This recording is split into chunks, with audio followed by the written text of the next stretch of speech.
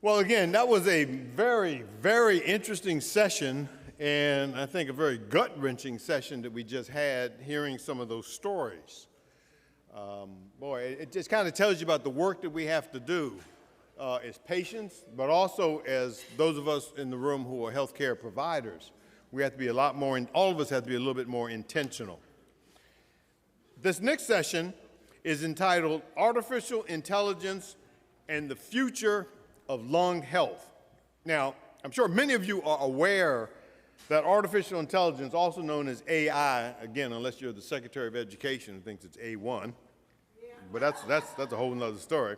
But AI is becoming integral to many facets of our lives, and this includes healthcare delivery. A colleague of mine back in Louisville, Dr. Mona Lisa Taylor, who happens to be a primary care physician, said AI is neither wholly revolutionary nor wholly dangerous. It is a tool, powerful, imperfect, yet evolving.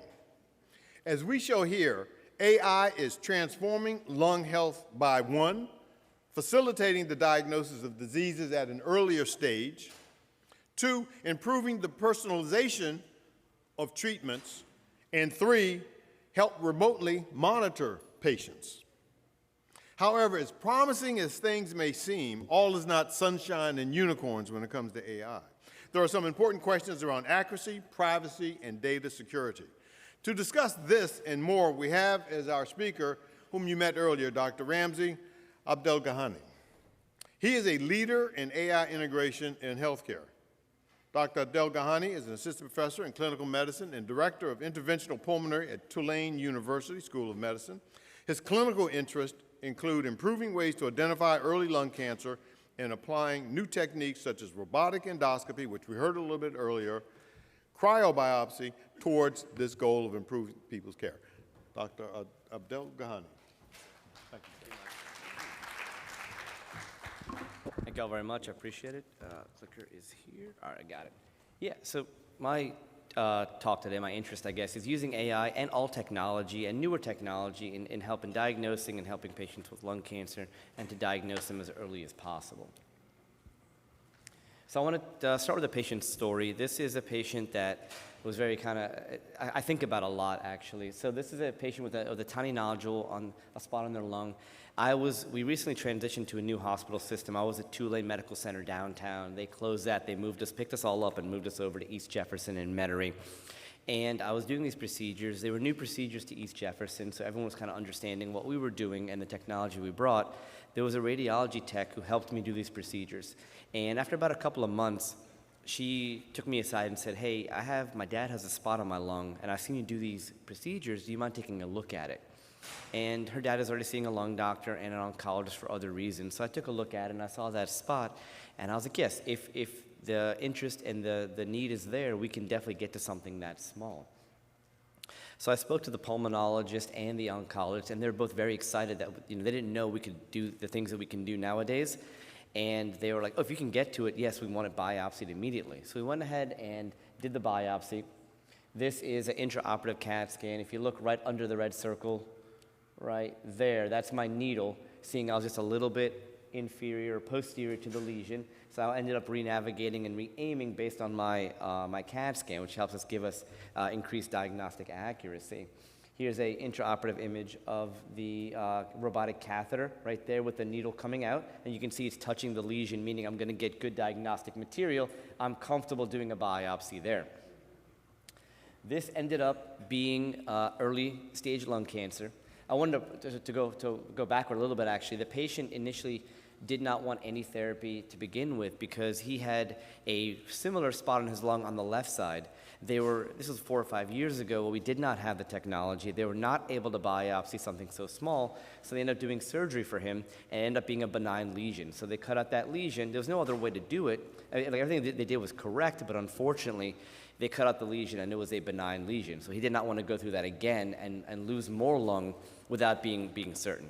So now that we diagnosed his lung cancer, then he did undergo surgery. After talking to everybody, he went to a thoracic surgeon like Dr. Pettiford and had that tumor removed and has been cancer-free for a couple of years now. So I love this story is really helpful to me because, one, It shows a multidisciplinary approach to a lung nodule. It's not just one person. None of us can do it alone. We all have to come together with our different expertises and make a decision on what to do next. 2, I was able to help a patient out, early stage lung cancer, passion of mine, it's always a win. And 3, I was able to help somebody who works with me. So I was able to get them good care and give them the services that we provide. So I always look back, and whenever I see her, it kind of reminds me of that story. So I want to take a quick little side note of what interventional pulmonology is. It's something where a lot of the talks I give, first slide is me telling you, hey, I exist, this is what I do, you didn't know I existed, and then this is the kind of stuff I can do. So here's that slide. This is something that tells you I exist. It is a subspecialty that we do an additional year of training to do after pulmonary and critical care. It's an accredited specialty with its own board certification. We typically, I'm not a surgeon, we do minimally invasive procedures. Most of my procedures are a same-day procedure. You go home the same day typically after I intervene, with typically little to no recovery. We use a bronchoscopic approach to do most of the procedures, kind of my workhorse, to do some diagnostic and therapeutic, diagnostic and treatment modalities like we talked about. And I kind of take I copy the homework of ear, nose, and throat doctors, anesthesiology doctors, thoracic surgeons, and pulmonologists to kind of make up our new subspecialty. Here's how you get there. You do 3 years of internal medicine, 3 years of pulmonology and critical care, then additional 7th year of interventional pulmonology. It's a long road, but I feel like it really just prepares you for the stuff that you have to do. So I want to talk about lung cancer. I'm sure we've talked about it before, but I think it's worth repeating. It's one of the more common cancers in the United States. It is something that affects us routinely, right? It's a leading killer in both men and women. It's something that goes underdiagnosed significantly in this country, specifically in Louisiana. We're one of the worst in diagnosing lung cancer. I'm trying to change that. Of course, smoking is a leading cause of lung cancer, but we do have a percentage of patients, about 15%, who have lung cancer who have never smoked. So it's not only in people who smoke, right? You can still get it if you've never smoked. And unfortunately, which pains me to say it, it's often diagnosed in the late stages. About 75% of people in Louisiana who are diagnosed with lung cancer are uncurable at the time of diagnosis, meaning we're catching them way too late. And that's something I'm trying to change with the procedures that I do. Being the front door of that, I want to diagnose it as early as we can. A ton of cases yearly, right? Unfortunately, a lot of deaths yearly, and 25% of all cancer deaths are related to lung cancer. We're now starting to catch up with our incredible treatments and diagnosing them early, but it's going to take a while till we can rally the nation to really take a hard look at this. And this is a great way to do that, to educate y'all, and you go on and educate others and spread the information.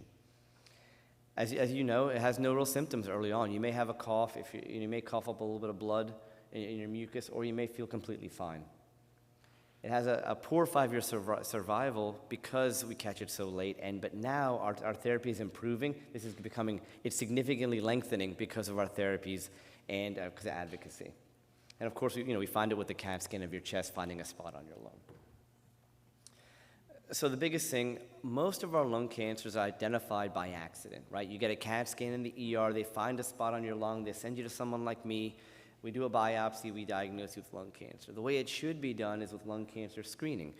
It should be patients who are high risk will get a yearly low-dose, low-radiation CAT scan, and we can identify this as early as possible. We typically get these every year. That way, if we identify a new nodule, we can intervene immediately and contain it at stage 1 and get you cured. In Louisiana, about 17% of people who are actually eligible to get a low-dose CT screening and lung cancer screening are actually getting screened. So we're missing a huge part of the population, and advocacy and education is a way to get the word out. Of course, identifying as early as possible is paramount to your survival. You can see on the right, stage 1A, which is the smallest, less than 1 centimeter, has a great 5-year survival. As you go down, the 5-year survival goes down. And the number needed to treat, meaning how many patients we have to screen to save a life, is actually better than colonoscopy and better than mammography. So a mammogram, I think, is 1 in 500, 1 in 600 patients you have to screen to save a life. Colonoscopy is 1 in like 2,000 or something like that. You know better than I do, of course. But lung cancer screening is 1 in 334. So really, you really can save lives and make a huge impact on a patient's life by getting the screening. The problem is we don't get patients screened as much. One of the things I want to transition to is kind of how CAT scans are read, right? You get a CAT scan of your chest, and they're read by an expert, by a radiologist, and sometimes a thoracic dedicated radiologist, where all they do every day is look at CAT scans of your chest. They may look up to a couple hundred CAT scans a day. You can imagine looking at the same thing every day and not missing something is pretty darn hard, right? And it's also subjective. If things are spiculated, meaning it has these little finger-like projections out there, like on the edge of the nodule kind of going out, that is a bad prognostic factor. It's a very subjective metric. I may think it's spiculated, a radiologist may disagree. But that increases your likelihood of cancer if someone calls it spiculated. You can also have fatigue. They keep on reading these every single day, hundreds and hundreds a day. You get cross-eyed almost, having trying to look at these and not miss a tiny 3-millimeter nodule that is smaller than, like a thumbtack,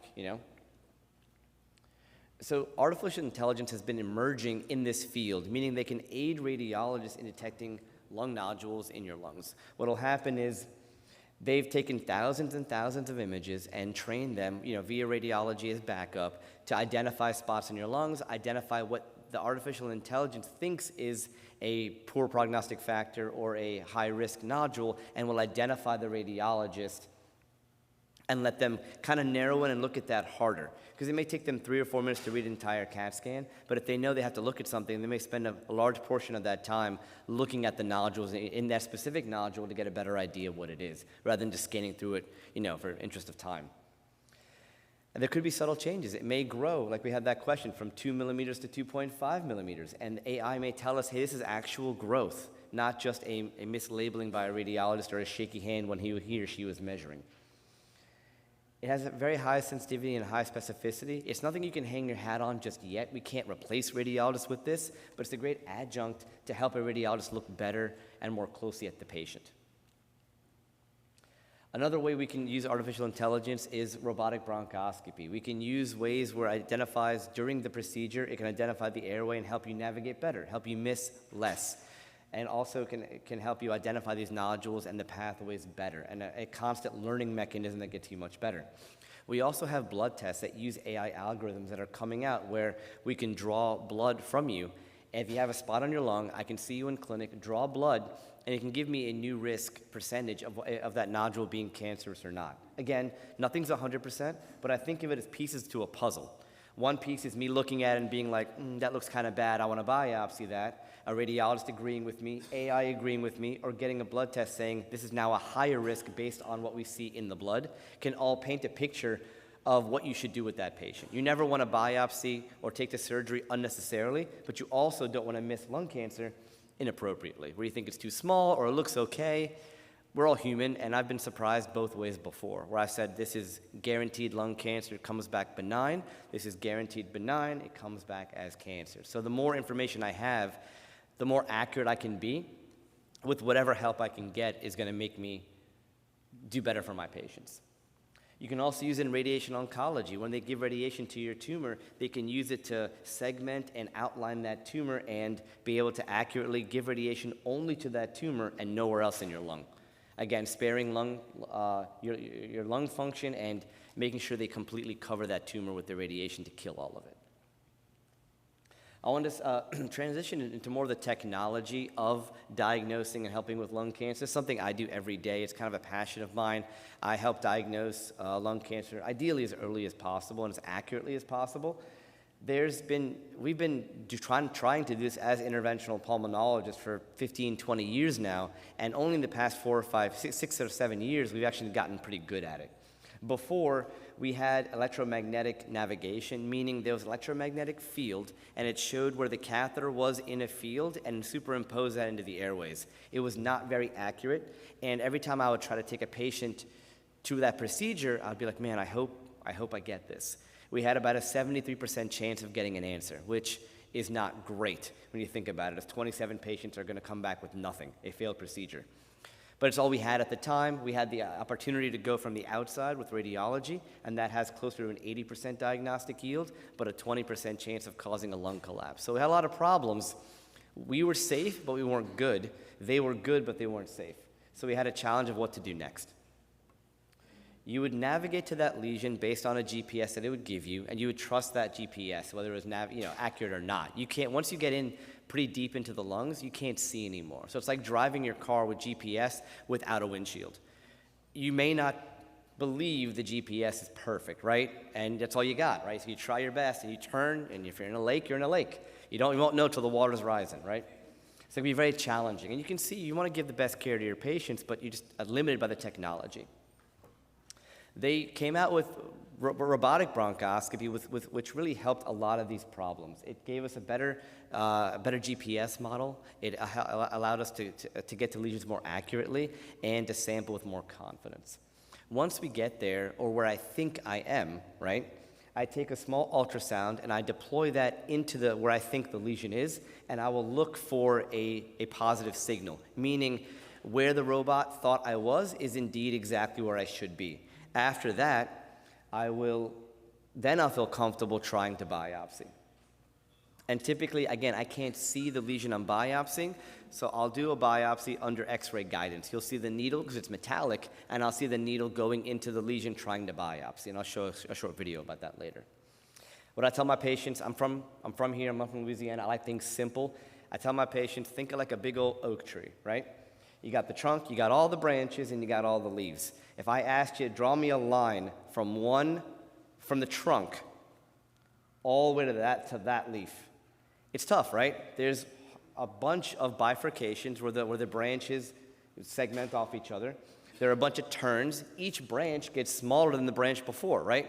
So in the beginning, everyone's going to get pretty far into the trunk, right? Then you start saying, okay, I'm going here, then I'm going to go up, then I'll go around, and it can get pretty challenging if you're going after one leaf. And if you don't get that leaf, well, then it's a failed procedure, and your patient went under anesthesia for nothing. And that's kind of what it looks like, right? You have a catheter, you have a bronchoscope, and you're going under guidance, but not 100% accurate guidance. And you have to kind of use your intuition and use your experience to kind of get there and try to get the best answer for your patient. Here's kind of a comparison between the radiology route from outside and the route from the inside of how we used to be. So we can always get there, but we couldn't sample very well, and that would lead to non-diagnostic results, where the radiologist on the left could diagnose, but would cause significant issues with lung collapse and you staying in the hospital for 2 or 3 days and having issues as well. So it comes out robotic bronchoscopy, like I mentioned before. Our accuracy is better. If I use it with advanced imaging, which we have at my institution, we're able to get up to a 95% accuracy, which is pretty incredible. Because of that, only, I'd say 4 or 5 patients out of 100 are walking away without a diagnosis. This is kind of how you control it. The intuitive folks who make this specific robot have a little demo out there. You can go play with it. It's essentially like playing a little video game. I don't know if y'all remember Golden Tee, that golf game in the back of every bar. It's got the rolly ball, very similar to that. So I get to do this every day and help patients at the same time, so it's pretty fun. It's kind of what the room looks like if we're all in there doing stuff and trying to it's a whole team effort, right? This is my specific room that I do cases in almost every day, except for today, essentially. We have the robotic bronchoscopic platform on the left of the screen. We have the anesthesia machine on the right. We have the advanced imaging, they call it a C-arm, as you can see, because the name or what it looks like. We have our bronchoscopy tower with a bunch of cameras, and we have a bunch of screens and stuff that I can use to help localize that spot on your lung. This is a planning software that I use to plan the case for the robot. And essentially what I do is I find the target lesion myself, and the robot will give me a potential plan, and I will adjust that plan as I see fit. Typically, I would say 8 times out of 10, I don't have to do nothing, but about 2 times out of 10, I'll have to adjust things the way I want to do it if I want to approach it a different way, based on me doing a bunch of these. This is what it looks like inside while we're doing a procedure. A lot of information at you, and it can be a lot of information overload. On the top left and the top right, essentially what we have are virtual catheter. The green is the virtual catheter in a fake 3D space. The blue ball is the virtual target. A lot of times it's accurate, but not every time it's accurate. On the bottom right, I have my ultrasound probe that tells me if I'm inside a lesion or not. Here you see the black around the probe, means I'm inside of a lesion. The white is more air and lung. and a X-ray view that I do under live guidance where I can do the needle so I don't push the needle too far outside of the lungs. I can stay inside the location of where I want to be. And on the bottom left, when possible, you have a camera that tells you what's going on inside, but that is probably the least information providing aspect of all of this. This is a video of us doing it. I'll kind of walk through it. So you have the virtual target on the left, or the virtual airway, and the real airway is on the right with the camera. I match them up to let the robot know where I am. Then it kind of goes, okay, I kind of figure it out. I will tell the robot, hey, listen, I'm in the left lung right now. It'll give me a check mark. There it goes. And then I'll tell the robot, okay, now I'm backing up right now. I'm going to go into the right lung. There I go. That's the right lung I'm entering right now. It says okay. And then right here, it gives you like a GPS. Look, it tells you go up. That tells you, okay, go right again, go up again. There's a lot of branches, right? It's a big old tree, right? So you can imagine doing this yourself can be challenging. If I take one wrong turn, the patient's got a useless procedure, which is unfortunate, right? There's a couple of things the robot missed, that airway right there, but I know where I'm going, I have an idea, and I get to the virtual target. Then when I'm there, I don't believe the robot, even though it's quite accurate, I get an intraoperative CAT scan image. And that'll show me where I am in relation to the lesion. Am I a little bit off to the right? Am I a little bit off to the left? Where am I in relation? And then I'll biopsy. You can see the needle kind of poking out under real-time fluoroscopic guidance, again, to further that accuracy. And that is another virtual target I have there, the blue ball, that I use to biopsy. There's all of this technology, all of this stuff, and just to kind of get a good answer and diagnose this as early as possible. Back in the day, it would have to double in size or triple in size for anyone else to go after it. And now we can go after things a third of the size, which again, increases your survival rate and catches that cancer as early as possible. So here's a couple of cases. If you can see that this is a nodule that a patient had. This is one of my first robot cases, and I was going to give it to interventional radiology for a CT-guided biopsy. They said it was too risky because they would have to go through many layers of that balloon, and they were worried the balloon would pop, right, and cause a lung collapse. So I ended up doing it. It was about 7 millimeters in size, about the size of a Cheerio, right, so pretty small. You can see I got to where I thought I was going, and you can see, if you see here, that white is the robotic arm and the needle coming out, and I'm just touching the tip of it. I'm not in the lesion yet. So what I do is I re-navigate based on the robotic arm. It moves in any way that I want it to do, and I can say, okay, I'm going to go a few degrees inferior or south, right, to get to that nodule, because that needle is on top of that nodule. I do another CAT scan. You can see I do a much better job this time, and you can see the needle is inside right in the middle of the nodule. We call that centered strike. And the chance of getting an answer when you have a centered strike lesion is quite high. So at that point, my needle, which is sharp, right, is inside the lesion, but not touching the edge of the lung. And just like a balloon, if you have a needle inside the balloon, you're okay, right? But as soon as you touch the edge of that balloon, you're in trouble. So I can be very, very accurate and safe at the same time. I can have a less than 1% chance of causing a lung collapse with a 95% chance of getting an answer. There's the ultrasound I talked about. You can see it's black around that area, meaning I'm inside the lesion. Further confirmation that I'm comfortable doing that biopsy. This is another case where something we could not do previously before this technology. This patient had 3 concerning spots on her lung. One right there in the left upper lobe, a big circle there. Looks kind of like, if I had to guess, no, I'm not knowing what I know now, it looked like an infection, kind of inflammatory. She had another one, which looked more concerning, very dense and solid, more like looking like cancer. And she had a third one that could be inflammatory and infectious, but it could also be a slow-growing kind of cancer.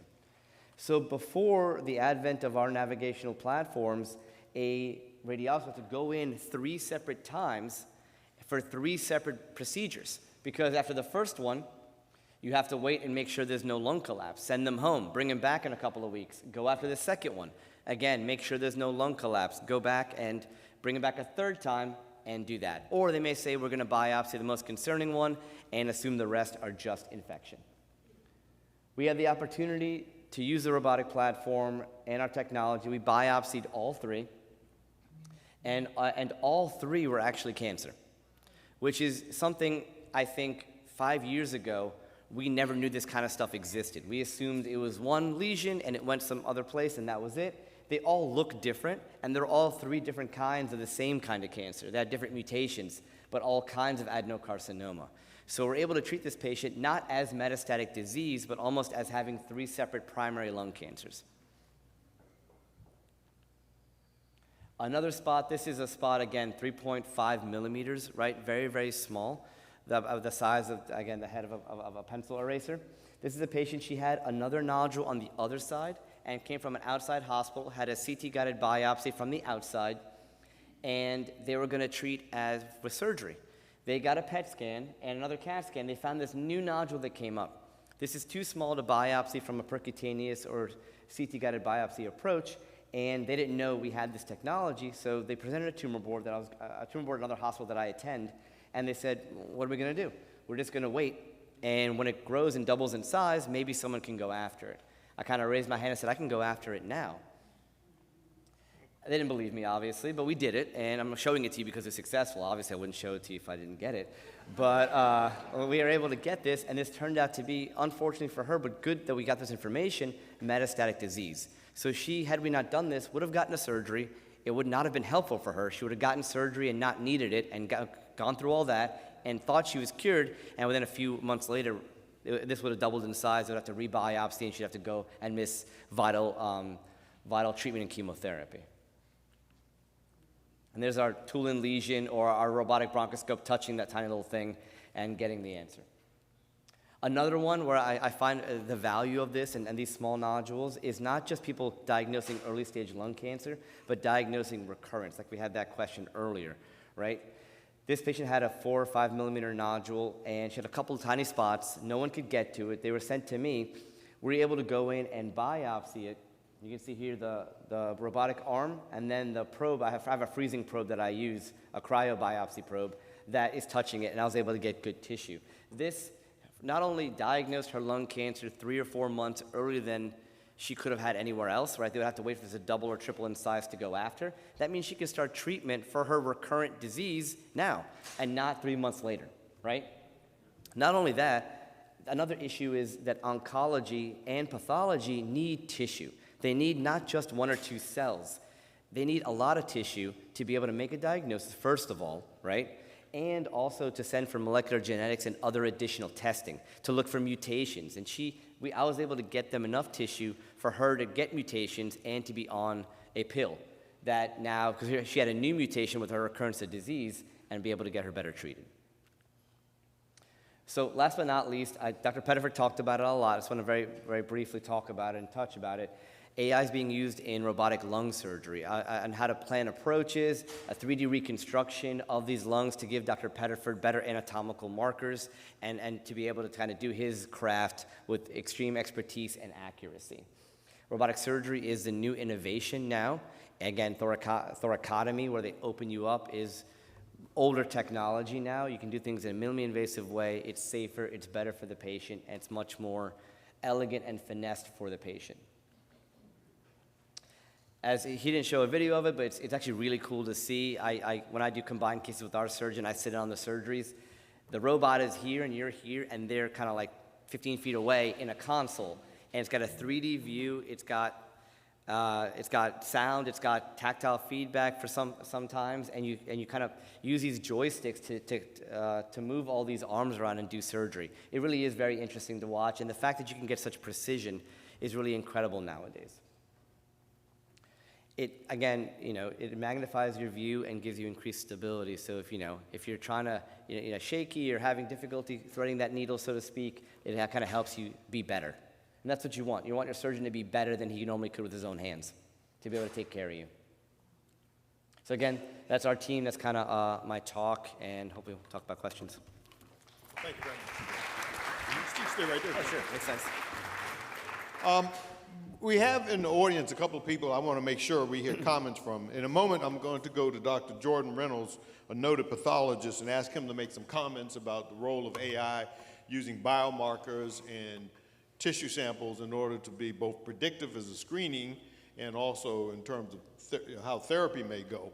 But first, I know you have a patient that's here with you today, and I wanted to hear from Monet. All right, please, stand up for us, please. Tell us quickly about your story. Oh, okay.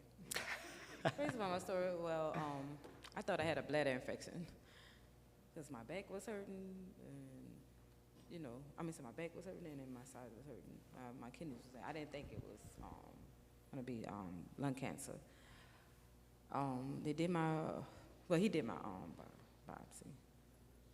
You can say his name. Dr. Ramsey. Dr. Ramsey. I'm giving you permission. It's okay. Dr. Ramsey did my biopsy. From your perspective, tell us, as he described what was going to happen to you, what was in your mind and what was the reality? You said, As he described, he says, I'm going to bring a robot in. I'm assuming he used the word robot at some point. He said, I'm going to bring a robot. What did you think was going to happen as far as how this thing was going to go down for you? well, actually, I had did my research on him before, before getting the biopsy by him, because I was petrified, it was beginning of diagnosis, so. And then when I seen it, I was like, oh, okay, that's fine. When I seen how small it was, I was like, okay, he's just navigating like he's on our own game. That's the will. Well, thank you very much. So, Just to add a comment on that, Please. yeah, the procedure is minimally invasive. There's no scar. yeah, but no it's a robot. cutting. Okay, you're going to come up here and tell me, hey, man, I'm going to bring a robot. All I can do imagine is Cartoon or That's right. Will Robinson, That's right. danger, danger, That's right. danger, and you're bringing this thing in. What is your role in all this? How much of this is machine driven? So I want to know that interplay, because you made a point of saying, look, okay, here we are going down here. The algorithm didn't tell me about this opening, but you intuitively knew. So how much are we as the provider, or in this case, the technician, acquiescing to the machinery, or how much is the machinery augmenting what we do? Yeah, go Hold ahead. on, she wants Yeah, to yeah, say yeah. something else. No, come on. You ought to see the knife she pulled out. Oh my God. It was not a robot. Well, I can say after the procedure, I woke straight up. I remember waking up and I didn't cough up much blood or anything. He really didn't. That's good. Note the emphasis on the word much blood. But go ahead. So the robot is an adjunct, right? You're making all the decisions, you're moving. It doesn't move by itself or do anything by itself, but it does guide you in where you need to go. Much like, again, a GPS, you're driving the car, you're making the decisions. The GPS is more recommending where you should go. You may look and say, that's not where I want to turn, I want to go to the next street over. You make all those decisions. But the nice thing about the robot is, before I had to hold a bronchoscope and hold it for an hour, and if I moved, I would lose my position. And then these nodules are so small, if you move a little bit to the left, you've lost your position, you're not going to get a good answer. The catheter not only lets you navigate to that spot, it stays exactly where it's supposed to be and doesn't move. So I can walk over, grab my needle, and use it without having to do too many things and be very, very stable, knowing it's going to be directly aimed exactly where I left it, which can be extremely helpful. I'm going to ask Dr. Sanders something here for a second, though. I'm going to put you on the spot, and it's not fair to you. As a chief medical officer at a large institution that deals in an urban area, he just wants us to spend another $10,000 on a procedure that probably used to cost, what, $2,000 to do. How do we justify this? Well, first of all, thank you for putting me on the spot. I'm very interested to hear this answer. But here's what I would have to say about that. I think the cost-benefit analysis of the accuracy of the precision and the decrease in likelihood for complications and adverse outcomes all have to be weighed against each other. So I would probably say that I like this. I think there are two things. The first thing is really the robot and its use. Using robotics in healthcare, not really new. I think this is relatively refined. I like the idea that you can put it in one place, walk away, and then come back. I think that's pretty good. The second piece of this, I think, is not only the robot, but then the component of artificial intelligence to help you identify the nodules. I think that's important. I'm a little old school in that I still think the human brain has to work. I thought you said it very well, but this was really about the robot and less about AI, is that you use your experience, your knowledge, your mental bank to help complement what the robot was doing.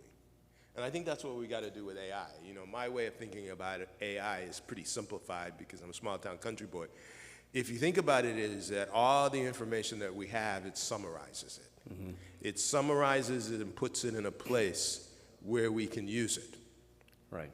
And the other thing I would say about it is that, you know, never before in history has literature or writing been produced without a human being involved. And this is the first time in history that that's going to happen.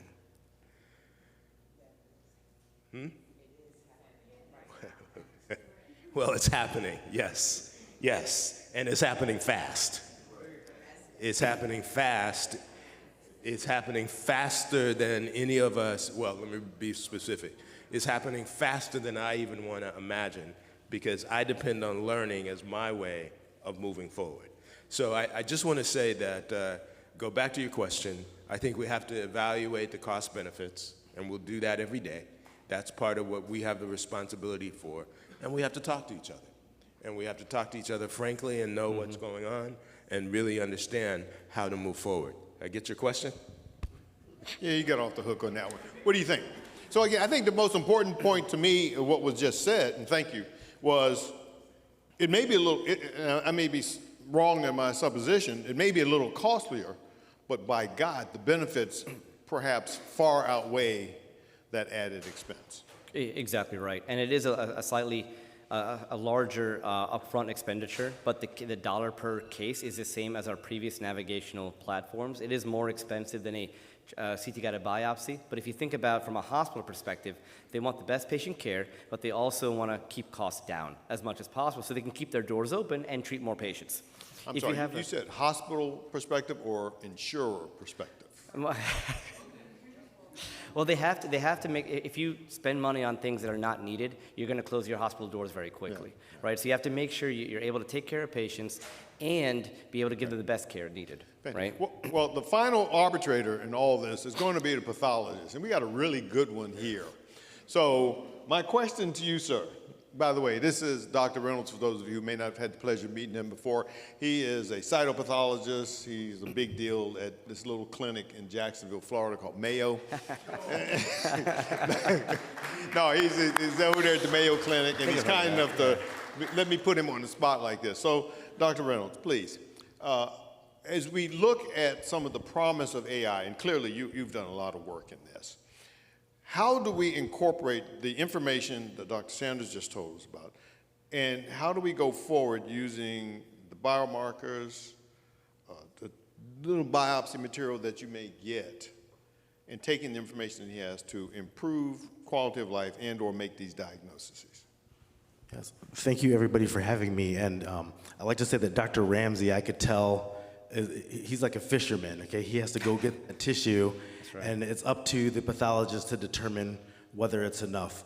But that involves people. So at a prestigious institution like Tulane, you probably have a cytotechnologist, you have a cytopathologist there who can look at the tissue right away and let Correct. you know that there's enough and can reassure the patient that there's enough to do all these ancillary tests.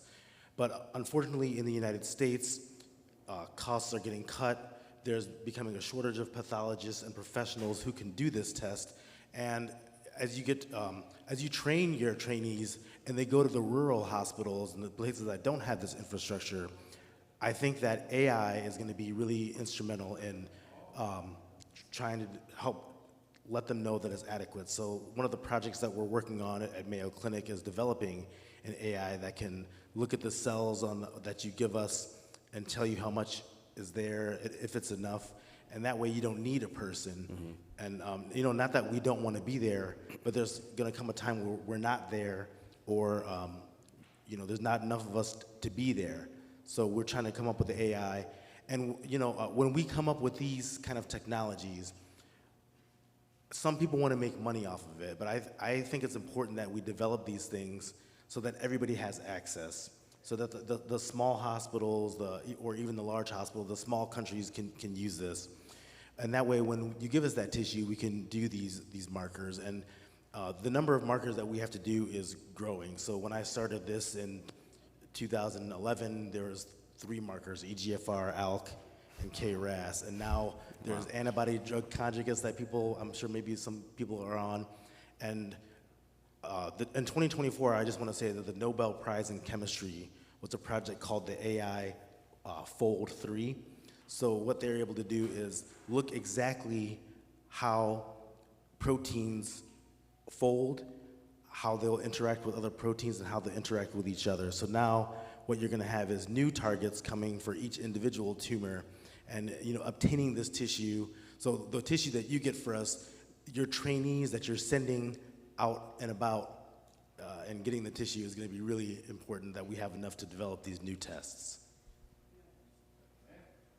Thank you very much for that. I'm going to ask a final comment from you in a moment, but tell me, Ramsey, how do you incorporate all of this information that you're getting nowadays to make a decision about what's best for the patient? I know we heard earlier about the team and everybody, but what is that like? What is the information? Who's making the call? And how much are you depending upon an AI algorithm to say, this is the plan we need to have? So I think as it comes to AI, we use them as a suggestion, right? We're not to the point where they take over our decision making, but it's a multidisciplinary approach, just like Dr. Pettiford mentioned earlier, where you have a team of specialists. Medicine now is becoming so pigeonholed and so specific that I'm only good at this stuff like I showed you. I'm not good at oncology. I'm not good at surgery. So you have to have an oncologist there who does that for a living, a surgeon there, a radiologist there, all to input. And sometimes they ask me, hey, the question they ask me is, can you get to it? I tell them the answer is always yes. My question to you is, should I go after it? Is there enough pretest probability to where this is cancer? I don't want to put them through something unnecessarily. And our major conversation is all of us coming together and giving our opinions and making a final decision for the patient. And that's always better than one person making the decision themselves. And AI isn't part of that. It's another piece of that puzzle, another team member, so to speak. By the way, when you're doing the robot, do you get to override it if you disagree? Okay. Got a question here. I got a question for you. Real quick question. Yes, ma'am. How many hospitals have this technology already? And then can a patient recommend it for themselves? Yes. So yes and yeah. Great question. So to answer your first question, I know the data for Louisiana. There's about 900 robots for this kind of robot in the country. So most high-level centers have this. They have one in Oshner. We have one in East Jefferson where I work. And there's about 19 in Louisiana, if I'm not mistaken. Can you request it? There's a website. You can actually go to, I think it's like Find a Physician, Intuitive Find a Physician. And you can actually Google, I live in New Orleans, I want robotic bronchoscopy, and my name will pop up. You can click on me. There's a number you can dial, and it'll go to my nurse or my catchment area, and they'll give you an appointment with me. There's actually a website. Intuitive does a good website. The representative is outside with that robot. You can ask him as well. There's a website you can go to and search in, for example, Charlotte or wherever you'd like to go for who does these robotic bronchoscopies and how many they've done. So I've done about 1,000 of them, and you'll see, like by my name, he's done between 500 and 1,000. Or you'll see he's done 2,000, or he's done 50. And you can say, I kind of want the guy who's done 1,000 rather than the guy who just started and has done 50. So you can click on that button. You just want the hookup. That's all you want to do. So the simple, let me know, man. We'll go right now. Let's go. The simple, easy thing. I want to know who's doing it in my thing. So you said go to Correct. Intuitive website, or do we? Yeah, the Intuitive website. I think it's Intuitive Find a Physician, and then you click on robotic surgery, like Dr. Pettiford does. Like his name will pop up, or you pick robotic bronchoscopy, and my name will pop up. I'm just kind of curious because we sometimes forget about the pathologist in that decision-making tree. And I'm wondering, with all the information that we're getting how are you involved in this whole decision-making process now as a pathologist? Well, for me, it's looking at the tissue and deciding what we can do with the tissue. So if we have a lot and we know what the diagnosis is, I won't waste a lot of it trying to establish a diagnosis. So if the patient comes to you, they're referred, they know it's an adenocarcinoma, I'll just leave the tissue there and save it for the molecular test, the clinical trial, whatever else they need. If the diagnosis is in doubt, as patients live longer and unfortunately get more cancers, I have to make sure that it's not a metastasis from something else like a breast cancer or a colon cancer, so I may have to use some for that. But my job is to make sure that there's enough, and if the oncologist wants more tissue, the radiologist or interventional pulmonologist may call me and say, hey, don't we have enough from the last one? And I'll check and say, I think we do, or we don't, and the patient unfortunately needs to go through that again and need another biopsy. Thank you very much, sir. I appreciate it. Thank you for letting me put you on the spot. Go ahead. Well, I'm going to end it. So what you got? Something real quick for me? Yeah, just what you were just talking about. So you want to hear him say it again? The tissue, you say, is there enough? Keep saying the tissue's enough. Okay, my wife, when she got into the clinical trial, they did a biopsy for the tissue. Where does that tissue go? That's an interesting question. But before we go, so I want to know the two questions that you're really asking. Number one, we used to need a lot of tissue in order to do something, but something that Dr. Reynolds does is he's a cytopathologist also.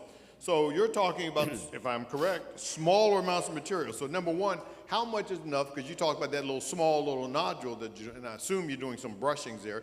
So that's number one. And number two, how long is material kept around and where does it? Could you answer that, please? And then we'll have final remarks. So we're supposed to keep that tissue for 10 years.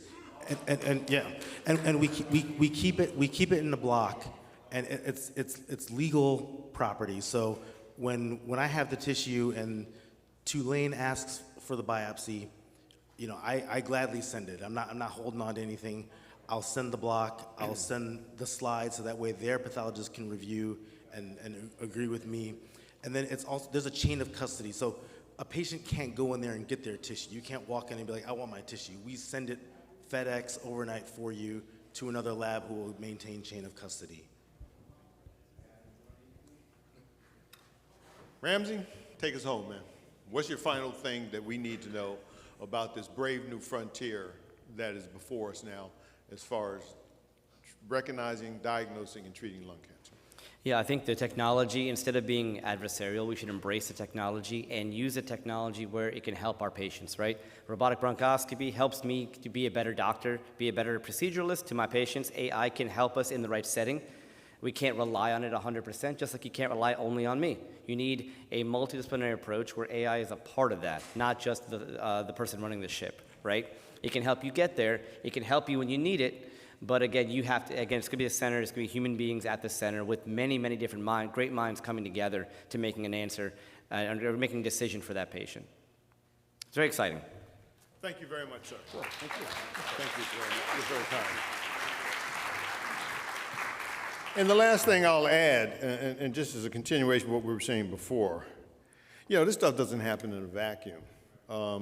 And again, they're more than sponsors, these folks that are here today, because I want you all to think about how many times and when did you ever come to something that was put together for you by a pharmaceutical company? Everybody thinks about, oh, great, they're there to take my money and all this sort of foolishness.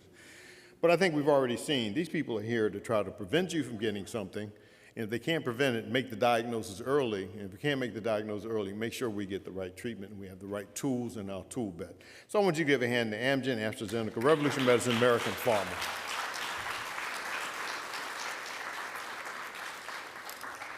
I'm going to repeat myself, but for right now, we're going to bring up Mr. Stan Watson. And somehow or another, as yesterday, it happens today. For those of you who think this is deja vu, he is the one thing standing between us and lunch. Representative Watson, would you please?